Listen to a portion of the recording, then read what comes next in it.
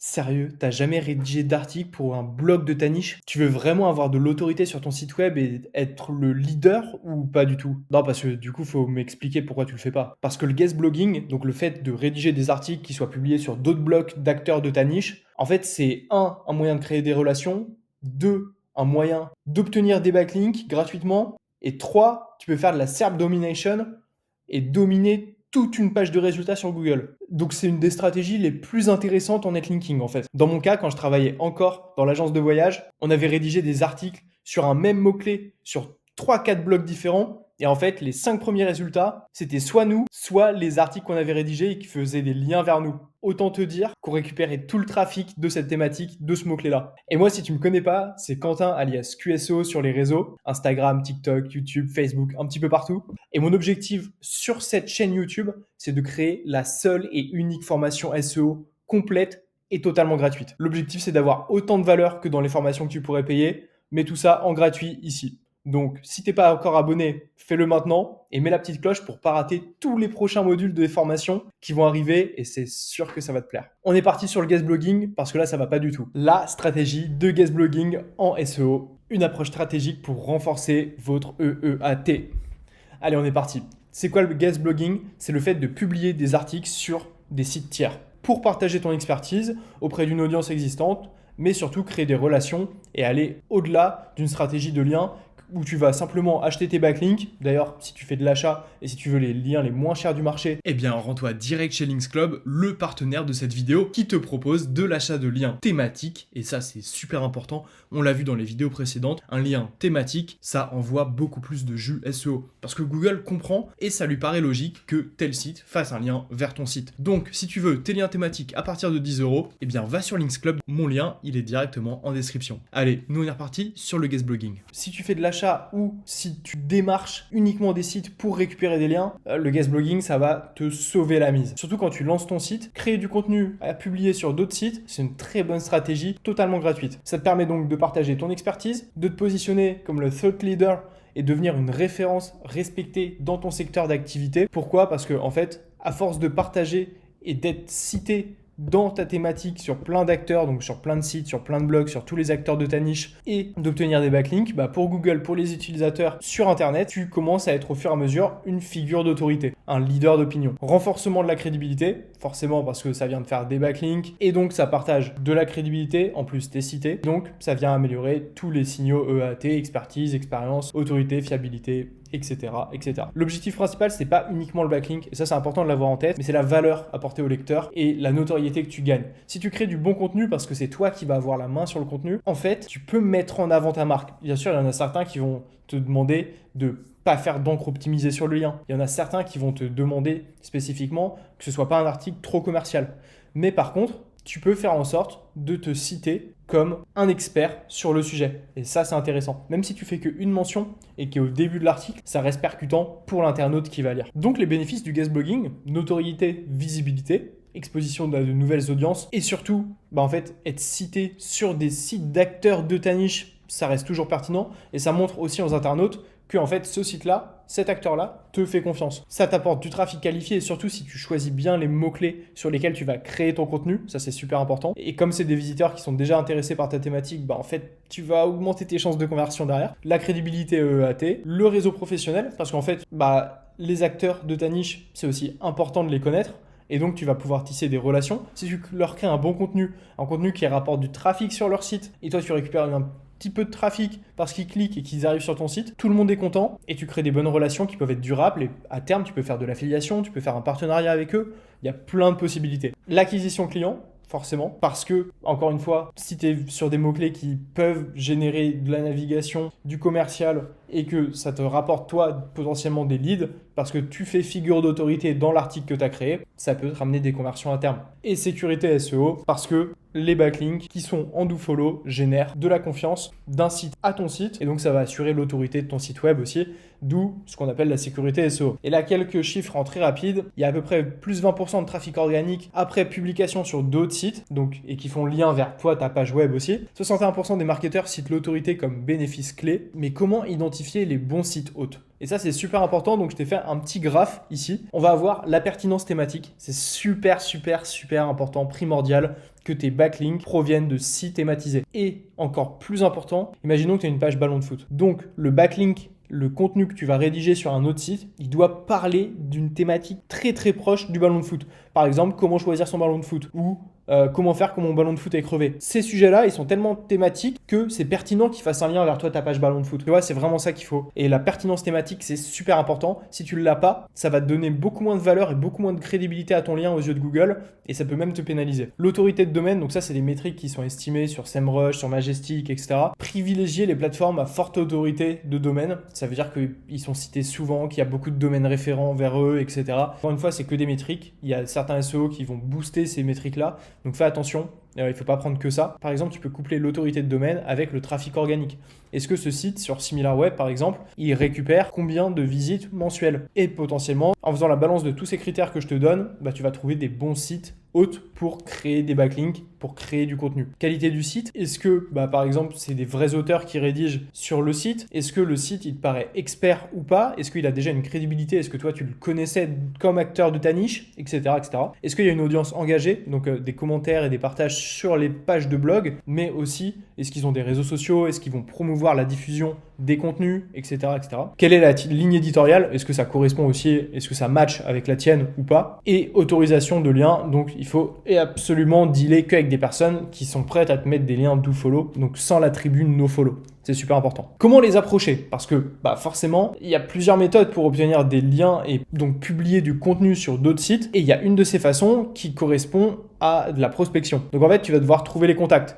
Pour ça, tu vas aller sur tous les sites d'acteurs de ta niche et tu peux accéder donc soit à leur page contact et remplir un formulaire, soit en utilisant Hunter.io. Donc cette petite extension Hunter, tu vas avoir la possibilité de récupérer en fonction des sites des adresses email. Donc là, sur ce site-là, il n'y en a pas. Mais tu vois, par exemple, sur ce site-là du Monde, on a des adresses email qui remontent. Donc après, à toi de trouver avec un cumul de LinkedIn, etc., quelle est la personne en charge qui peut être pertinente à contacter pour dealer un article sur leur site. Ensuite, tu vas venir personnaliser l'email. Donc, je t'ai fait un exemple, on va le voir après. Il faut que tu montres ton expertise, donc tes références, tes collaborations antérieures, pourquoi tu es pertinent et expert dans ton sujet. Proposer de la valeur et après, suivi, patience, forcément. Donc, on va review ce petit email à Marie Dupont, rédactrice en chef, proposition d'article invité sur Léa en marketing pour votre blog. Et tu peux être encore plus percutant sur l'objet. Par exemple, 95% des gens ignorent ce fait sur l'IA. Et donc là, tu mets déjà une idée de la valeur qu'il va y avoir. La personne va cliquer et tu fais « Bonjour Marie, je suis responsable sur tel site. J'ai particulièrement apprécié votre récent article sur... » Là, c'est intéressant. Essaye de faire en sorte que ce soit vraiment très personnalisé, cette partie-là. Sur leur dernier article et rebondir sur un élément par exemple. Si tu veux le faire de façon un petit peu différente, tu peux le faire avec une petite extension qui s'appelle Human Linker. Tu vas sur le profil LinkedIn de la personne et donc là en fait tu vas pouvoir créer Icebreaker, générer des emails personnalisés, etc., etc.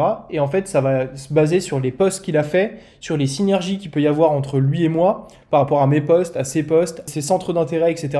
Donc ça peut être intéressant pour cette première partie de mail et donc rebondir sur un de ces posts LinkedIn. Ça, c'est cool. Ensuite, je vous contacte car j'aimerais vous proposer un article sur tac, tac, tac, le sujet. Et là, tu lui donnes 1 ou 2 chiffres. C'est pertinent. Donc, si tu t'as dit 95% des personnes connaissent pas ce fait sur l'IA, tu donnes 95% d'un 1 et du coup, tu expliques le fait. Et donc, tu leur proposes déjà de la valeur avec un sujet, un axe, un point de vue qui correspond à leur site aussi. Et en fait, tu as beaucoup de chances qu'ils te disent, oui, carrément, crée-moi le contenu et nous, on le publie. Il n'y a pas de souci là-dessus. Et donc, après, tu peux donner des chiffres par rapport à toi, si tu as un article similaire sur ton site et une page web similaire, en fait, tu vas pouvoir lui donner des chiffres aussi. Regardez, on a fait X de trafic et on aimerait bien le faire aussi sur vous parce que ça nous paraît pertinent, etc., etc. Et après, tu peux montrer des exemples de contenu que tu as déjà rédigé sur d'autres sites, si tu en as déjà, ou sur ton propre site, etc. Tu lui donnes un aperçu du plan, donc ça, tu peux le faire facilement avec ChatGPT en plus, en deep research. Et après, est-ce que vous êtes intéressé? Tout ce qu'on vous propose, c'est qu'on se cite à un moment et on vous fait un contenu de qualité qui se positionnera. En plus, tu peux potentiellement vendre des positions SEO si tu sais exactement et que tu as analysé l'intention de recherche et que tu sais que tu vas te positionner. Et voilà, et tu lui envoies tout ça. Donc, personnalise chaque email qu'on vient de voir, inclut des preuves de crédibilité mesurables, donc des chiffres, des exemples de trafic sur tes pages, des positionnements, etc. Un contenu exclusif avec des données originales. Leur dire que tu peux leur faire l'infographie aussi, une petite infographie IA avec Napkin que je présentais dans la vidéo précédente. Il y a plein de possibilités et sois concret, apporte-leur de la valeur. Super important. Et l'autre moyen, si tu veux faire du guest blogging, bah en fait, c'est d'aller sur des sites d'échange de liens et d'échange d'articles. Par exemple, là, donc je suis sur Dealer de temps et en fait, tu vois, tu as toute une listing et que tu peux choisir donc tes thématiques et tu vas pouvoir très facilement, par exemple, loisirs ou high-tech, on va appliquer et on va avoir des sites là qui vont sortir. Tant que tu n'as pas de crédit sur ton site, tu vas avoir des sites qui vont pas s'afficher avec les URL et il y en a certains qui choisissent de les masquer. Mais par contre, en fait, dans les consignes, parfois, là, tu vois, on a trouvé l'URL, c'est Pranksheet apparemment. Donc, tu vas pouvoir aller regarder rapidement sur SEMrush, Majestic. Est-ce que c'est un site qui vaut le coup ou pas par rapport au nombre de crédits qu'il demande, aux consignes, etc., etc. Et par rapport à ta thématique surtout. Et après, donc tu vois, pour chacun, ils ont des consignes particulières, articles de qualité, français correct, thématique, rester dans l'esprit du site, non. Et donc, ça va te donner des bonnes idées aussi de quel contenu ils acceptent, quel contenu ils acceptent pas. Et toi, fais vraiment ta recherche de mots-clés, d'intention de recherche pour créer du contenu qui est pertinent.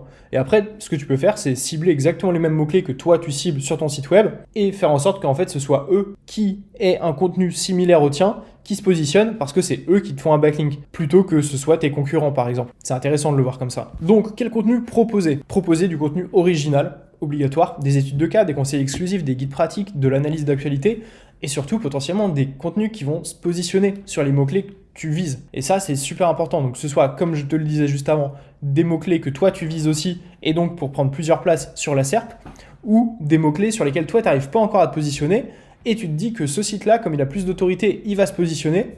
Et donc, en fait, comme il te fait un backlink, bah toi, ça va te faire remonter aussi. Ça peut être intéressant. Par contre, il faut vraiment que tu penses à ajouter de la valeur, des solutions concrètes, des données exclusives, du retour d'expérience, des méthodologies. Tu peux ajouter des widgets aussi que tu vas faire avec l'IA, avec Canva IA par exemple. Tu peux penser à ajouter des infographies, tu peux penser à ajouter des petites vidéos. Il y a plein de choses. Et tu vois, là, je t'ai donné des petits exemples de ce que tu pourrais faire. Pense à adapter le ton et le format au site parce que c'est pas ton site web.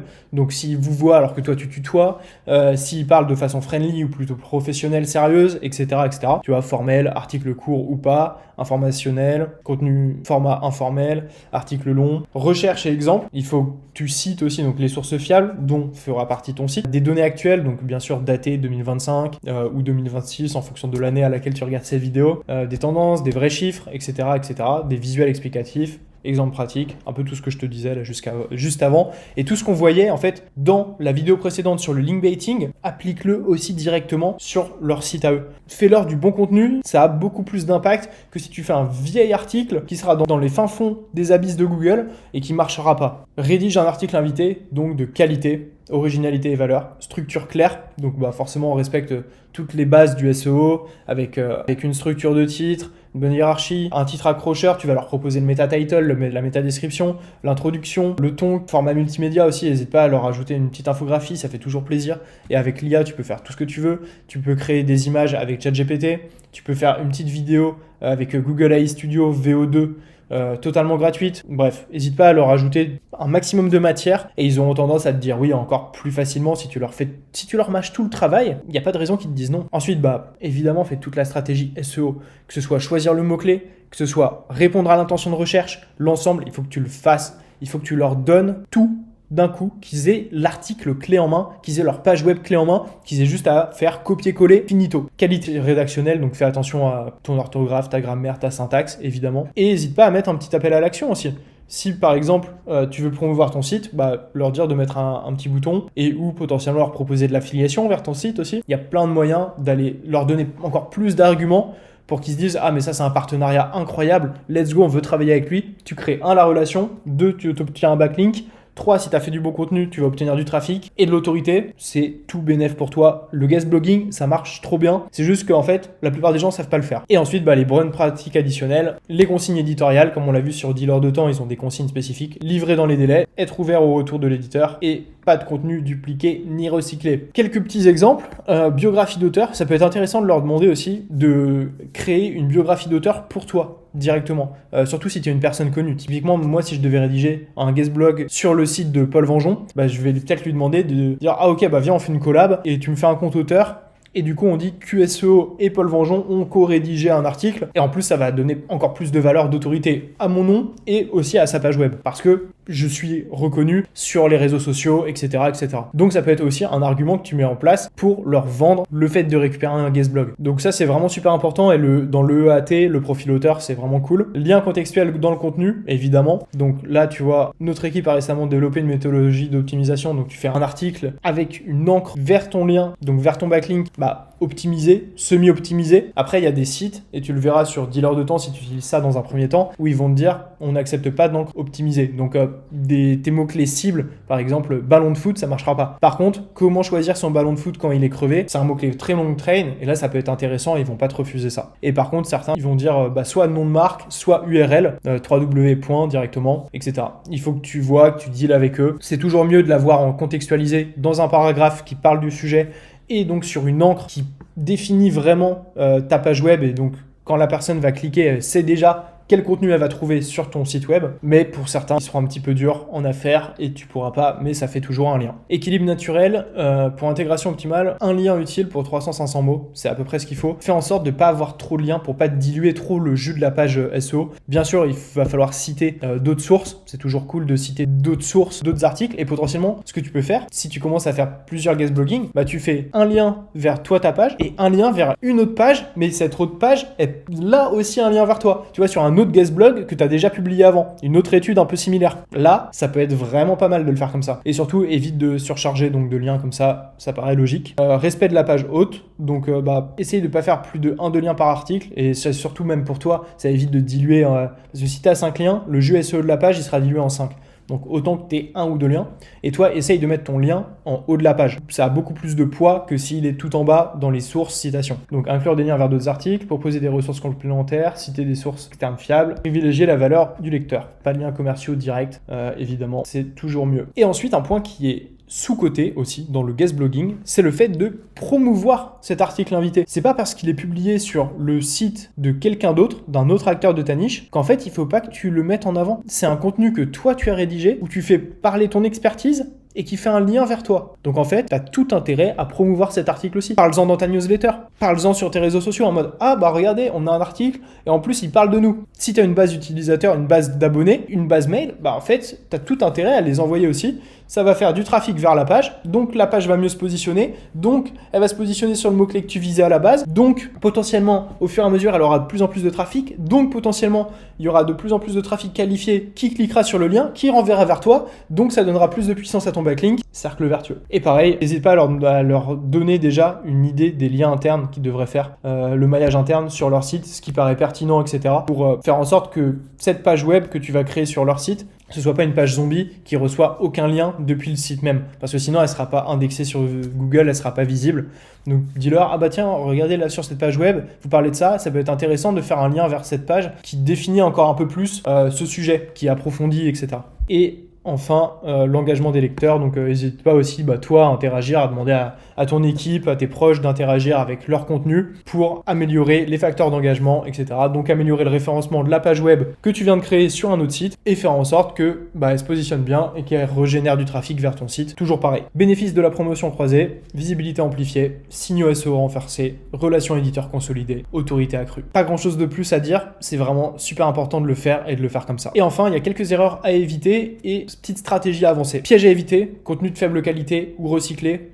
Déjà, la plupart du temps, ils vont pas accepter ton article. Et en plus, c'est eux qui ont la main. Donc, s'ils disent non, ils te disent non. Et 2, en fait, ça aura aucun intérêt pour ton SEO aussi d'avoir un contenu qui potentiellement s'indexe même pas et se positionne pas sur Google. Approche PAMI, quand tu fais de l'envoi d'emails en masse, essaye de le faire quand même un peu personnalisé parce que sinon, ça va être très compliqué pour toi de récupérer des réponses et tu vas juste faire des mouvements dans le vent et sans résultat. Donc, avec l'IA, avec Human Linker, avec tout ce que je t'ai donné là jusqu'à maintenant, normalement, tu dois pouvoir avoir une approche email outreach pour récupérer des guest blogs assez qualitatifs. Site de mauvaise qualité, fais attention aussi à faire en sorte de pas faire trop d'articles sur des sites qui en valent pas la peine en fait. Parce que sinon, pareil, ils vont pas se positionner et même si c'est pas dans ta thématique, etc., ça va te desservir ton SEO. Ignorer la ligne éditoriale, bah en fait, ils vont te refuser. Par exemple, sur Dealer de temps, si tu fais un contenu 100% IA, qu'ils le voient, bah ils vont pas accepter ton article. Encre suroptimisée, donc pareil, ce que je te disais, que ce soit pour Google ou que ce soit pour les sites, il y en a beaucoup qui vont pas accepter que ce soit suroptimisé, donc fais en sorte que ça reste naturel. Et mauvaise réciprocité, si tu leur demandes direct un lien, ça peut être dur, faut peut-être voir pour le placer et leur dire ah bah regardez, une fois que tu as fait l'article, regardez, j'ai placé un lien parce que j'ai une page web qui parle de ça paraît pertinent, etc. Est-ce que ça vous va, vu que j'ai créé tout le contenu, j'ai fait là toute l'infographie, etc., de laisser le lien. On peut le jouer comme ça aussi. Et bonus, donc la strat avancée du guest blogging, c'est la SERP domination. Je l'ai un petit peu abordé tout à l'heure, mais pas assez. En fait, regarde, si tu prends un mot-clé, donc la stratégie marketing automation 2025, imaginons que toi tu sois premier. Bah, en fait, j'ai pas les chiffres en tête, mais je crois que c'est 40% des personnes qui vont cliquer, peut-être un petit peu plus, qui vont cliquer sur le premier résultat, mais il y en a certains qui vont cliquer sur le deuxième, il y en a certains qui vont cliquer sur le troisième. Et en fait, ils vont peut-être cliquer sur le premier, revenir, cliquer sur le deuxième. Donc en fait, si tu arrives à avoir des angles d'approche différents du contenu, d'une tonalité différente, etc., il y en a peut-être qui sont plus réceptifs à celui-là, il y en a peut-être qui seront plus réceptifs à celui-ci ou à celui-ci. Et donc en fait, si toi, sur chacun des résultats, bah, en fait, il y a un lien qui ramène vers ton site, dans tous les cas, ça voudra dire que bah, tu vas récupérer une plus grande partie de la conversion. Et ça, c'est cool. Parce que imaginons que là, tu as 100 personnes qui veulent convertir en tapant ça sur Google. Tu as peut-être 50 qui vont convertir chez toi directement, mais tu vois, il en reste 50. Ils vont aller 25. Et en fait, il y en a peut-être qui vont convertir directement chez cet acteur-là, mais il y en a peut-être qui vont cliquer sur le lien, qui vont renvoyer directement vers chez toi et qui vont revenir pour convertir chez toi. Et là, c'est intéressant parce que c'est toi qui fais figure d'autorité et qu'en fait, on parle de toi sur d'autres blogs. Et donc, pour ces utilisateurs qui n'étaient pas sûrs, bah, ils reviennent vers toi comme tu as été cité dans ces articles-là. Et là, c'est vraiment cool parce que ça veut dire que si tu as les 3 premières positions d'une page web d'un mot-clé, bah, en fait, tu récupères beaucoup de trafic. Et en plus, on parle de toi tout le temps, donc ça reste dans la tête des gens, c'est du vrai marketing. C'est super